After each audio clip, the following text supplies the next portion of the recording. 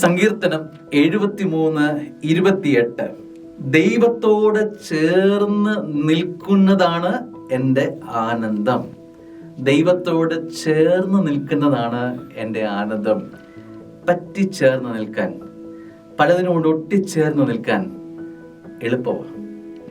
പലതിൻ്റെയും ഭാഗമായി മാറാൻ, പല വിഷയങ്ങളുടെയും ഭാഗമായി മാറാൻ എളുപ്പമാണ്.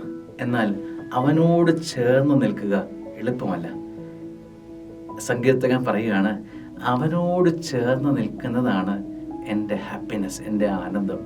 കർത്താവ് പറയുക, കർത്താവ് തരുന്ന ഒരു അഭിഷേകം ഏതാ? ഇന്ന് നിനക്ക് പ്രിയ മകനെ, പ്രിയ മകളെ, എന്നോട് ചേർന്ന് നിൽക്കാൻ പറ്റുമോ? ഇന്ന് നിന്റെ ചിന്തകളിൽ എന്നോട് ചേർന്ന് നിൽക്കാൻ പറ്റുമോ?